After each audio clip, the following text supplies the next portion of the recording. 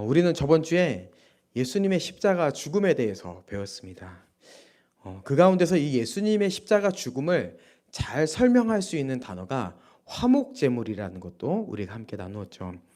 이 화목제물은요, 우리가 아담의 죄를 전가받은 죄인이라는 것과 그 다음에 하나님은 그 죄에 대해서 진노하신다는 것, 그리고 우리는 그 죄로 인해 형벌받아 마땅한데 하나님께서 자신의 진노를 누그러뜨리는 제물을 이 땅에 보내셨고, 그 예수 그리스도의 죽음으로 인하여서 우리의 죄가 완전히 속량되었다는 것을 보여주는 아주 중요한 개념이었습니다.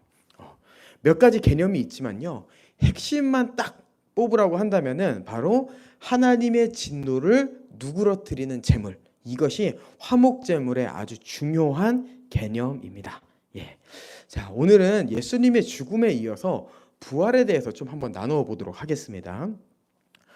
많은 사람들이 부활을 불가능하다고 주장해 왔습니다. 왜냐하면은 기독교는 부활만 거짓으로 드러내면은 모든 것이 다 무너지기 때문이에요. 그래서 이 부활 하나를 건드려서 기독교 전체가 다 거짓말이라는 것을 드러내자라는 것으로 많은 무신론자들이 부활을 공격했었죠. 특별히 부활은요, 과학적으로 증명할 수 있는 것이 아니기 때문에 더 공격받기 쉬웠었어요. 하지만 부활이 정말 거짓일까요? 아니죠. 여러분, 우리는 그것을 보지 않고도 믿습니다. 여러분, 성경에 그게 있어요. 보지도 않고 믿는 자가 복되다. 그럼 우리는 정말 복된 자들이에요. 모든 과학적 근거와 모든 그런 세상의 지식들을 무시하고 우리는 믿잖아요. 이것이 얼마나 큰 은혜입니까? 우리는 보지도 않고 부활을 믿는 거죠. 근데 우리가 이 부활을 보지도 않았지만 왜 이 부활이 역사적 사실인지를 여러분들과 좀 먼저 나누고 싶어요. 많은 무신론자들이 예수님 부활이 몇몇 광신도들이 만들어낸 신화라고 말합니다. 즉 성경에 있는 부활은 다 거짓이라는 거죠. 하지만 여러분, 예수님의 부활을 증언하는 자료가 몇 개인지 아십니까? 여러분, 몇몇 광신도로 나올 수 있는 이야기가 아닙니다. 우리가 부활을 증언하고 있는 그 자료를 했을 때 가장 먼저 떠오르는 것은 사복음서일 거예요.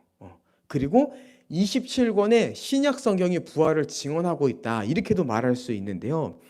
실제로 부활을 증언하고 있는 그리스어 성경 사본이 100개도 아니고 200개도 아니고 5,843개입니다. 5,843개.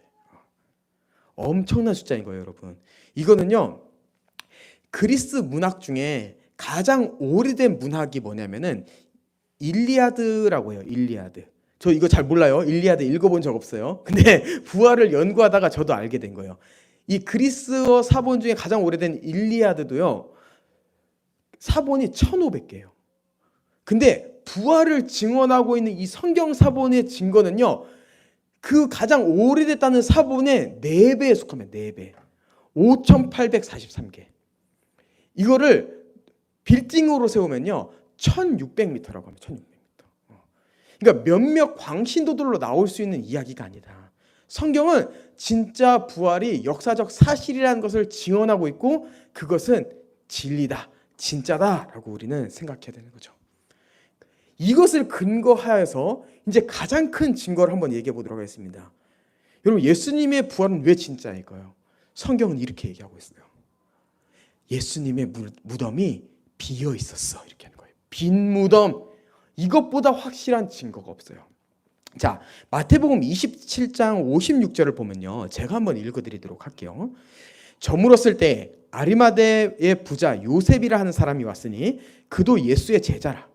빌라도에게 가서 예수의 시체를 달라 하니 이에 빌라도가 내주어 명령하거늘 요셉이 시체를 가져다가 깨끗한 세마포로 싸서 바위 속에 판 자기 새 무덤에 넣어두고 큰 돌을 굴려 무덤 문에 놓고 가니 거기 막달라 마리아와 다른 마리아가 무덤을 향하여 앉았더라, 이렇게 돼 있어요.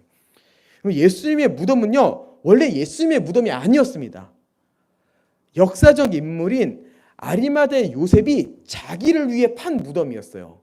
그리고 예수님이 장사되었을 때 마리아와 또 다른 마리아가 따라가고 그것을 분명히 보았습니다. 그리고 뒤에 내용을 보면요, 요셉과 마리아와 다른 마리아뿐만 아니라 경비병도 따라갔고요. 그리고 그곳이 예수님의 무덤이라고 하는 것을 그 군인에게 명령한 종교 지도자들과 로마 관원들도 다 알고 있었을 거예요. 근데 어떻게 해요? 그 여인들이 안식 후 첫날, 지금의 주일 새벽에 가보니 무덤이 비어 있었던 거죠. 그리고 그 사실에 놀라운 것이 있습니다. 마태복음, 마가복음, 누가복음, 요한복음도요, 이야기를 하면서 그 첫 비어있는 무덤의 증인을요, 여자들로 기록하고 있어요. 여러분, 이게 굉장히 놀라운 일이에요. 왜 여자들일까요? 여러분, 제가 이제 한번 이야기해 볼게요.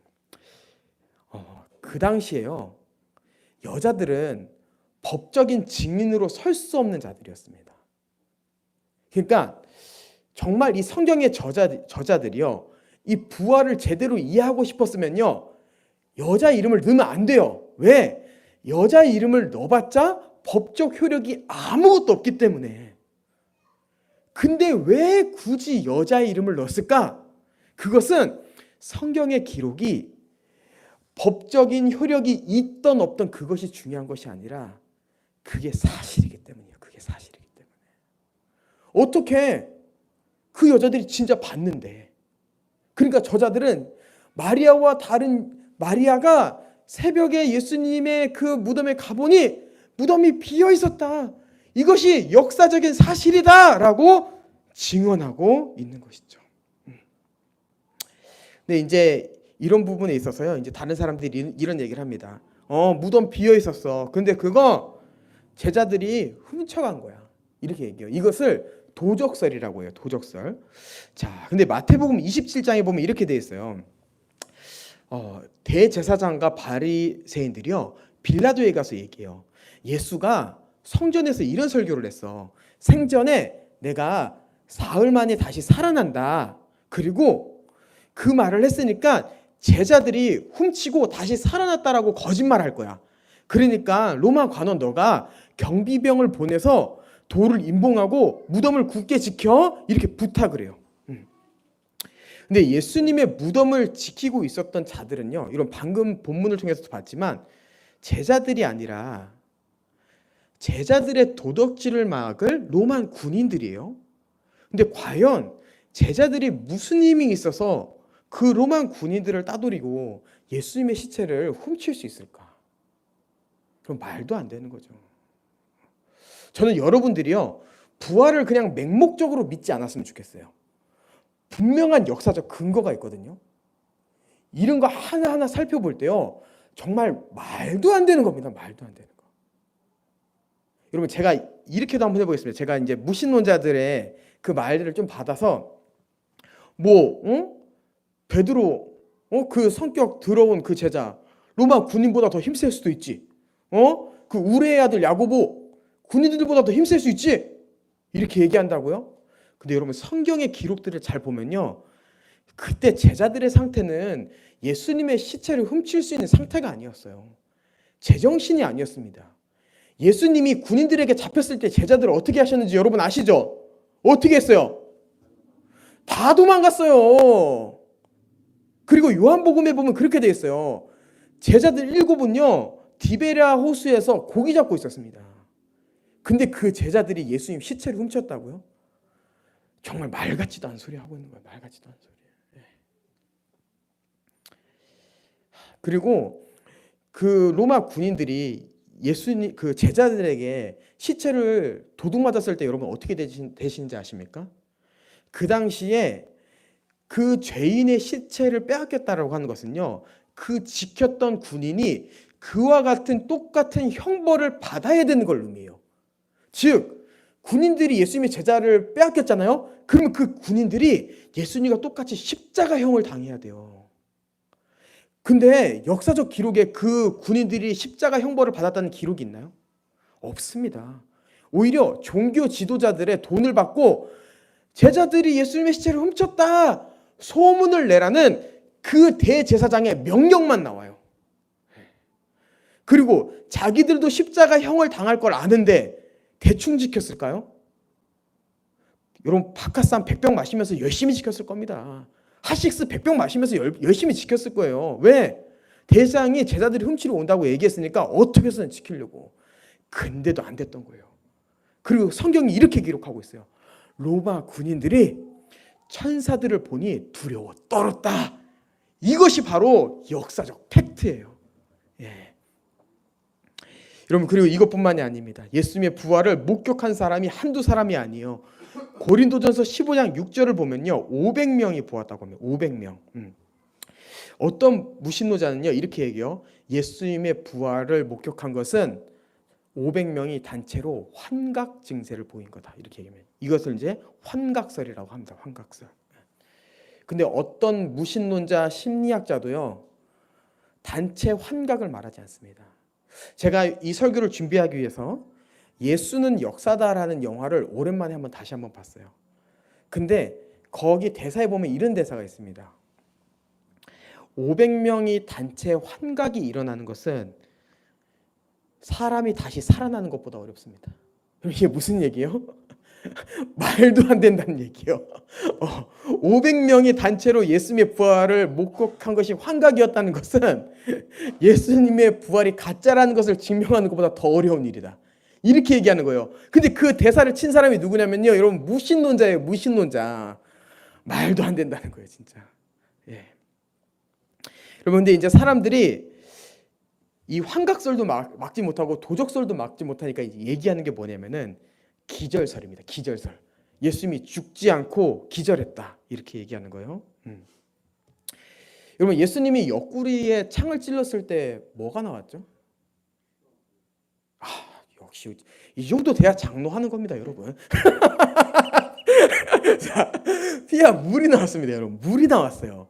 여러분 물이 나왔다는 것은 뭐를 의미하냐면요. 그 사람이 이미 질식하여 죽었다는 것을 의미해요. 그럼 십자가형은요 질식사예요. 질식사. 이 못으로 인하여서 몸을 들려고 할 때 숨을 쉴 수 있지만 몸에 힘이 빠지면은 숨이 막힙니다. 그러면서 모든 힘을 다 빼면서 결국에 질식하여 죽이는 게 십자가형이에요. 근데 예수님께서 질식하여 죽으셨어요. 십자가에서. 그래서 로마 군인들이 옆구리에 창을 찔렀을 때 예수님의 옆구리에 물이 나왔던 거예요. 물이 어쩔 수 없이 나왔다 칩시다. 여러분 근데 예수님이 십자가 못 박히시기 전에 당하셨던 채찍질과 그 고난을 생각하면요. 예수님이 기절했다라고 말하는 것은 말도 안 됩니다. 여러분 사람은요. 뼈 조각이 달린 채찍을 맞기 전에 여러분 저는 보미가 때리는 것도 따가워 죽겠어요. 우리 사람은요. 그냥 뼈 조각이 안 달려도 아주 얇은 회초리만 딱 맞아도 아따가따가 이게 사람이에요. 이게 사람. 근데 예수님이 맞은 채찍은요. 사람의 등짝을 너덜너덜하게 하는 채찍이에요. 너덜너덜하게. 예수님은요. 아마 거기서 이미 웬만한 피는 다 쏟으셨을 거예요. 그 상태에서 십자가에 못 박히신 것이 신기한 거예요. 이제 별의별 이야기를 다 하는 거죠. 기절도 말도 안 됩니다. 그럼 제가 이러한 변증을 한번 해봤습니다. 세상 사람들은 얘기합니다. 예수님의 부활에 역사적 증거가 어디 있느냐? 예수님의 부활에 과학적 증거가 어디 있냐? 예수님의 부활에 의학적 증거가 어디 있느냐라고 얘기합니다. 저는 이런 걸 하나하나 공부하면서 이제 당당하게 얘기하겠습니다. 이것보다 확실한 역사적 증거가 어딨냐? 이것보다 확실한 과학적 증거가 어딨냐? 이것보다 더 확실한 의학적 근거가 어디 있느냐라고 저는 이야기하고 싶어요. 그리고 정말 믿지 못하겠다면 저는 예수는 역사대에 나오는 그 의사의 말을 빌려서 한마디 하겠습니다. 당신은 충분한 근거가 있음에도 믿어지지 않는 겁니까? 믿고 싶지 않은 겁니까? 아마 당신은 믿어지지 않는 것이 아니라 믿고 싶지 않은 걸 겁니다. 라고 얘기하고 싶어요.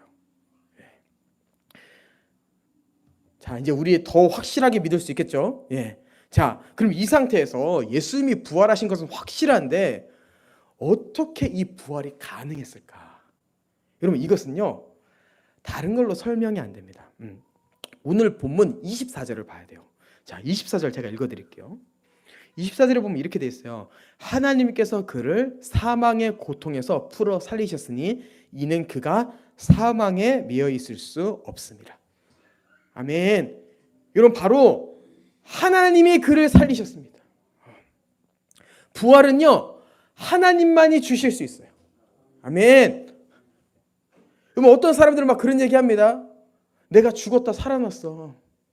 내가 천국을 보고 왔어. 내가 지옥을 보고 왔어. 여러분, 그 사람들 결국 다 죽었습니다. 부활은요, 그렇게 얻어지는 게 아니에요. 성경이 말하고 있듯이요, 부활은요, 하나님으로만 주어질 수 있어요. 예.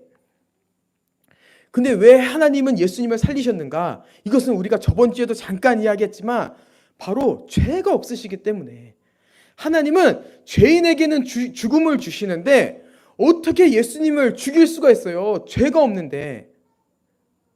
그리고 예수님이 의인이기 때문에 하나님은 의인인 내가 너를 살릴 수밖에 없겠다. 내가 너를 죽음에 가둘 수 없다라고 하시면서 하나님께서 예수 그리스도를 살리신 거죠. 아멘. 예수님은 자신의 부활로 인하여서 이제 진짜 자신이 하나님이지만 사람으로서 죄가 없는 의인임을 드러내셨습니다. 예. 나는 사망에 들어갈 수 없는 완벽한 의인이다. 그리고 여러분, 놀라운 건 뭔지 아십니까? 예수님의 부활은요, 예수님이 의인인 것만 드러내는 것이 아니라 자신의 죽음으로 인해서 인류의 죄와 사망의 문제가 완전히 해결되었다는 부활을 보여주신 거예요. 예. 왜 그래요? 예수님이 분명히 말씀하셨거든요. 내가 인류의 모든 죄를 지고 죽겠다라고 얘기하신 거예요.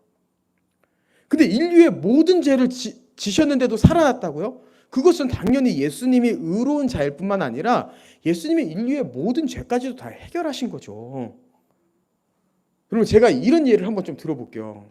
제가 요즘에 자꾸 도적질 얘기하고 살인 얘기하는데 어쩔 수 없어요. 이 죄 문제가 심각한 문제이기 때문에 제가 그렇습니다.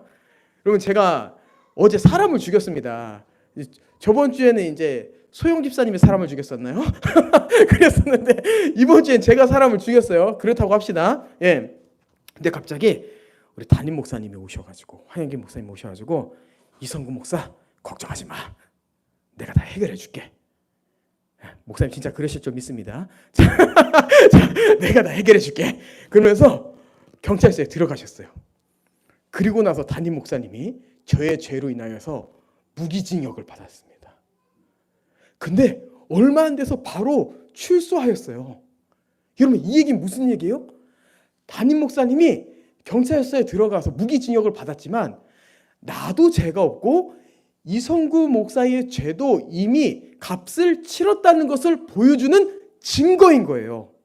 자, 반대로 목사님이 저 대신 들어갔는데 못 나왔어요. 구치소에서 못 나왔어. 그 얘기는 무슨 얘기예요? 내 죄도 해결하지 못했지만 황영기 목사님도 깨끗하지 않다는 증거예요. 근데 지금 어떻게 해요? 황영기 목사님이 나왔어요. 그 얘기는 본인뿐만 아니라 이성구 목사의 죄까지도 다 값을 치르고 나왔다. 바로 예수 그리스도께서 이 일을 하신 겁니다. 나도 깨끗하고 너도 깨끗하다. 내가 다 해결해가지고 왔다라는 것을 십자가 사건, 이 부활 사건을 통해서 확실히 보여주신 거예요. 아멘. 예. 그래서 이제 우리는 더 이상 물을 죄도 없고 더 이상 물을 사망도 없습니다. 우리는 예수님의 죽으심과 부활하심을 통해 우리의 죄가 분명히 사해졌다는 것을 알 수 있습니다. 예수님의 부활이 확실하면 확실할수록 여러분, 우리의 구원도 확실합니다. 이것이 우리가 부활을 더욱더 확실하게 잡아야 되는 이유예요. 여러분, 우리의 부활이 확실하면 확실할수록 우리의 육체적 부활도 더욱더 확실해질 거예요. 그리고 예수님의 부활이 우리 안에 더욱더 확실해질수록 우리의 영원한 생명도 더욱더 확실해질 겁니다. 아멘. 예수님은 우리의 부활의 첫 열매이십니다. 예수님이 우리의 첫 열매로서 죽음도 이기셨고 부활하셨고 영원한 생명에 들어가셨다면 우리도 그 안에서 죽음도 이겼고 우리의 영이 살았으며 또한 마지막 심판의 때에 육체도 살 것이며 영원한 부활에 들어갈 것이에요. 예, 아멘. 다시 한번 이야기하겠습니다. 여러분, 우리는 저번 주에 예수 그리스도의 죽음으로 말미암아 완전한 죄 사함을 얻었음을 보았습니다. 여러분, 우리가 완전히 죄 사함을 얻었다는 것을 어떻게 확신할 수 있습니까? 예수 그리스도의 부활. 여러분, 우리가 구원받았다는 것을 어떻게 할 수 있습니까? 예수 그리스도의 부활. 우리가 육체로 부활하여 영광에 들어갈 것을 어떻게 할 수 있습니까? 예수 그리스도의 부활. 이렇게 우리는 이제 얘기해야 되는 거죠. 예. 여러분, 우리는 왜 이렇게 예수 그리스도의 부활이 기쁩니까? 우리의 부활이니까요. 그게 우리의 부활이니까 기쁜 거예요. 예. 여러분, 기독교에서 부활을 빼면요 아무것도 없어요. 아무것도 없습니다. 우리가 예수 그리스도를 믿는 것은요 바로 부활하기 위해서요. 예. 그래서 우리가 부활을 잡고 우리의 소망, 바로 이 온전한 육체로 부활하여 하나님의 나라를 오감으로 누릴 것을 소망하며, 썩어질 것을 소망하지 말고 하나님의 나라를 바라보는 우리 모든 의회나무교회 성도들 되시길 주님의 이름으로 축복합니다. 아멘.